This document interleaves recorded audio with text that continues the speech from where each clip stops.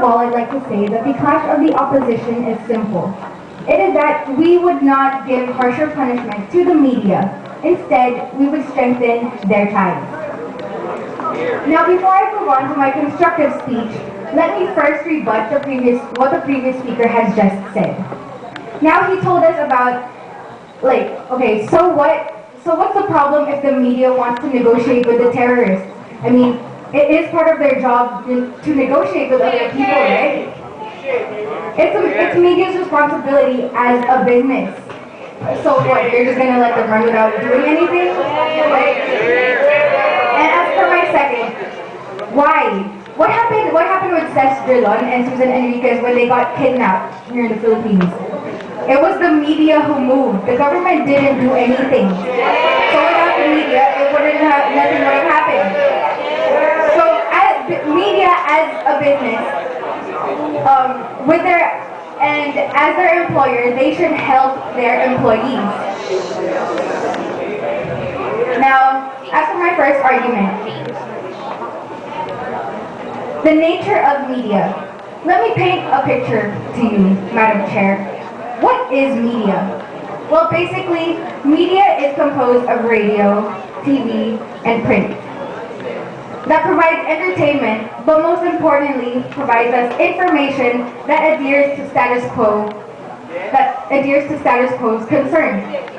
Now, so we argue that providing harsher punishments for media outlets in exchange of kidnapped employees would just impede information dissemination among the people. So what? This tells us that media has an important role in negotiating with terrorists. Okay, in what levels? First, for the grievances of the terrorists to be adhered by the government. Second, for proper information that should be known by the people who are concerned, i.e., society, i.e., the government itself. Now, third and last, for the beneficiality of all. And we cannot achieve this without media. And therefore, when we provide harsher punishment for media outlets, you detriment not only media itself, but also the high possibility of the government and the terrorist groups' negotiations.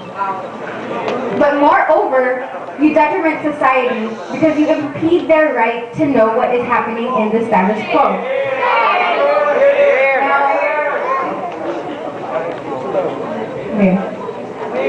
As for my second case, since I have discussed to you about media and why it is so important in negotiating with terrorists and properly disseminating information, let me discuss to you what is the nature of terrorist groups. Now, what is the nature of terrorist groups? They have not been provided proper avenue for them to voice out their issues. That is why they become terrorists in the first place. So, okay, let me give a complete example. Susan Enriquez, like I said earlier, she was kidnapped because the terrorists wanted the government to adhere to their problems. And so what does this show you? This shows you, Madam Chair, that terrorist groups do not only get people because they want to kill them, but for the reason that they want to voice out their opinion. Now, if the government's problem is that media is a big weight that they have been adhered to, moreover, they have to take care of the media, for it is their only way, it is their only chance to be able to talk to the terrorist groups. Why? Because the terrorist groups, sit down. Because the terrorist group deem the media as their only way to voice out their opinion. Yes. Taking care of media. No, sit down. I don't need your point.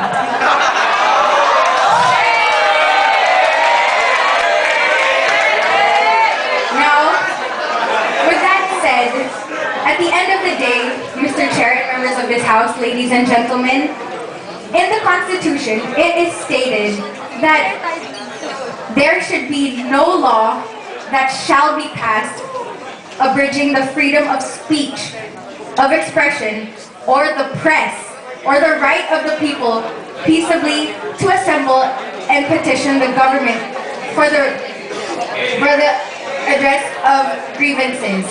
And with that, I rest my case. Thank you.